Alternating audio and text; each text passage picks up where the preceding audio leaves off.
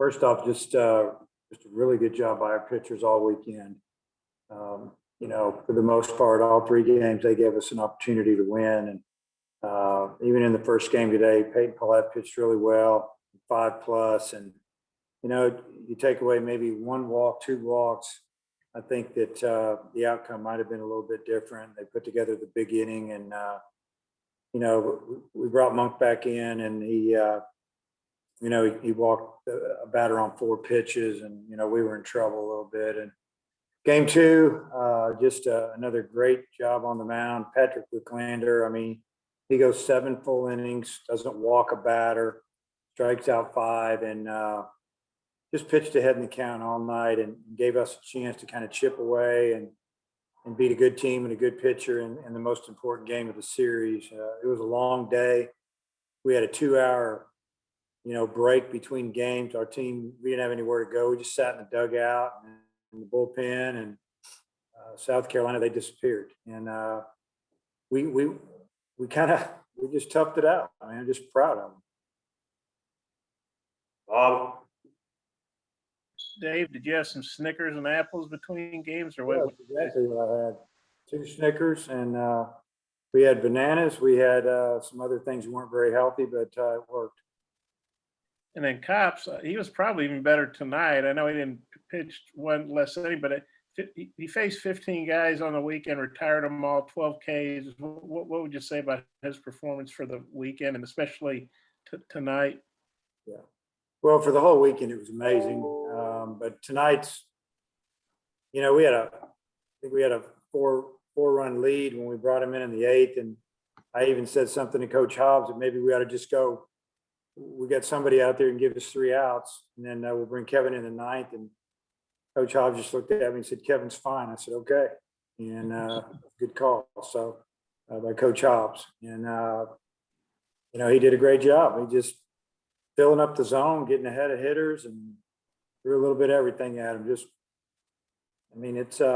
It's not easy to do. And some days he makes it look easy, and it's not. Thanks, Dave. I got a couple more, but I'll turn it back. Yeah, Dave, I think you said last week that it was the best Wicklander's thrown all year. I mean, did he build off of that performance today, and what specifically was working for him?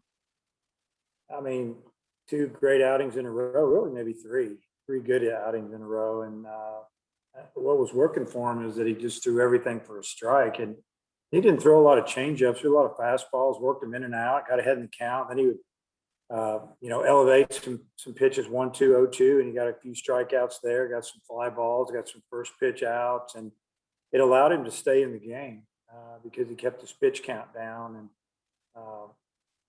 I thought Casey called a great game. We didn't mess with Casey too much. Him and Pat were working great together, and we let him roll. And what did you see on the home run he gave up to Allen? It came on a 1-2 pitch. So I guess, was that just a mistake, or? Well, that was a great at bat by Allen. I mean, he fouls off, I don't know how many pitches, 0-2. We finally throw one low, makes it 1-2. The pitch was a slider, and it was down and in, and he just got the barrel head to it, and it jumped. I mean, it was a no doubter, and just a really good at bat. Tom? Dave, I'm wondering what this says about your team, that you had to kind of shuffle your pitching rotation. You shuffled your batting order quite a bit too, that you just keep winning even road series. Yeah, I just think they like to play. They like to win. They fight to win, even when it's not pretty sometimes. They don't care where I put them in the batting order. And the pitchers, I think they felt like they had something to prove because they haven't. I don't know. Maybe they're not getting the respect that they've earned so far this year. They came down here and they pitched really well. And then 2 scoring situations. You got the 7, 8, 9 hitters delivered for you in the 3rd, and then Wallace's home run. If you could speak to those a little bit. Yeah, the 3rd inning of the 2nd game was huge for us. I think we got 4 hits that inning. I think we had 3 in a row. We didn't get a lot of hits after that. We had to scratch and fight for those last 3 runs. There was off maybe 1 hit, fielder's choice. I mean, we just some walks mixed in there, and they've got a really good bullpen. They brought a couple of really good arms out of the pen tonight, and they held us down a little bit. But yeah, it was tough trying to score runs. When Wallace hit that ball, I felt like it was going out off the bat. That was a huge swing for us to give us a 4-1 lead at the time, because we were just up 1 before that swing, and that's when you could start thinking a little bit more about, how many more outs do we need before we can go to Kevin. Thanks. Nate? Yeah, Dave, just one, did you ever decide to get another game Tuesday, and just how good is it going to be to have a completely rested pitching staff next weekend? Well, we're going to need it against LSU because they can swing the bats and they're tough at home. Yeah, we haven't found anybody that has volunteered to come over and play us. We're not going to travel, especially after this trip, to go play a game.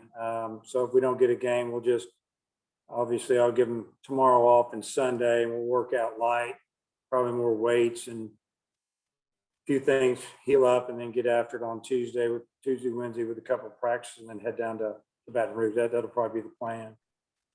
Thanks. Matt? Hey, what has Wicklander done to lower the amount of walks that he's given up this year?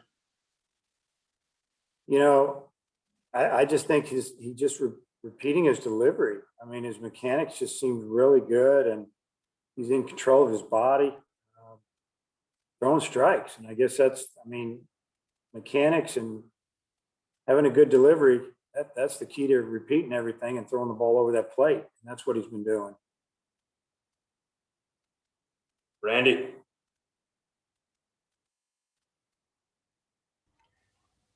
Dave, I don't know what the record is for swings and misses, but Wick had maybe as many as I've ever seen swings and misses. What was making the difference tonight for those batters to swing and miss so many different pitches? His fastball was running a lot, and it was sinking as well. And then he would elevate it, and they were swinging. They swing, and they swing hard. They don't get cheated. And I don't know, a lot of movement. We're off to the side, so we can really only see up and down for the most part. But it had to be movement for them to swing and miss that many times. And then put in perspective what it means to win every series so far this year. Well, it's really hard to do. You usually stub your toe, even if you're a really good team. You got great pitching. We have good pitching. We have good bullpen. We have pretty solid lineup that'll fight you. But to win every series, it's an accomplishment for sure. We don't talk about it too much. We talked after today's first game and just said, hey, we want to win this series. This is a big game right here, and we need to out tough them. So, that was really all that I've mentioned about winning series in the last few weeks. This was a big game, and we needed to win this series. And, the way it was set up for us to just hang out and do nothing for an hour until we start stretching and working out again. Then it became a toughness thing and a mental thing, and the guys really did a nice job of stepping up. Bob, we'll come back around to you. Yeah, Dave, I think this is the first home series South Carolina's lost. They were 16-2. So you guys beat them this last 2 days as many times as they've lost all year at home. What do you think about that? Yeah, we knew that they were really good at home. We knew their record here was 16-2. And, it is sometimes teams are, most of the time teams are a lot better at home. Very, very seldom does a team play better on the road than at home. And usually that doesn't last very long. Usually when you know your own ballpark and surface and the wind and your fans are helping you, you're going to win at home. So another good road series win. And again, I don't think our guys get too wound up about everything and where we're at. They just play. And then you guys hit a bunch more home runs again. You just keep hitting home runs. No matter who you're playing, they obviously have really good pitchers, hard throwers. What do you think about that?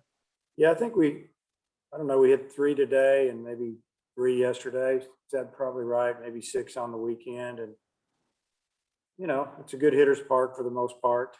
But I don't know. I mean, that we do hit home runs, and it's a big part of our offense. And it's nice when you hit home runs when there's somebody on base. And that's what Wallace did today that really helped us. Thanks. Butch, anything else? Yeah, we didn't see Connor today. Was it just a matter of not having an opportunity to get him in there? Yeah, I think just he hadn't pitched in a while. He was ready to go, and we were ready to use him. Really, just Wicklander gave us more innings than we thought.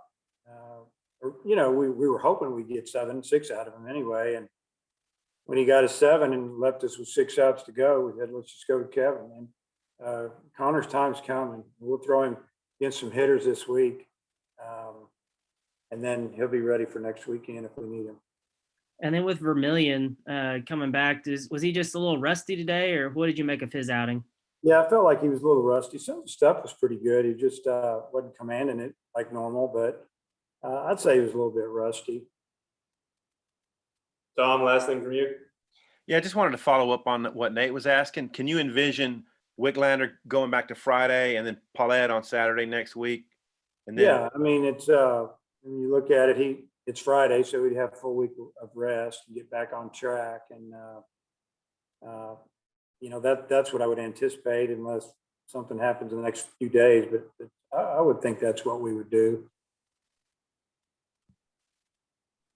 Matt, we've got a flight to catch. Last one from you. Yeah, it's not very often you get a weekend off like this during the middle of the season. What are the plans for this weekend, and how does the rest maybe help your team? Well, I'm gonna mow some of my one of my. That's what I'm gonna do. As far as the guys, I imagine they're gonna enjoy every minute of this, and we won't get back to probably, I don't know, 2 a.m. Hopefully they'll get some rest, and hey, maybe I'll go watch softball game tomorrow. I don't know, but it's interesting. You get a chance to catch up on whatever you need to catch up on.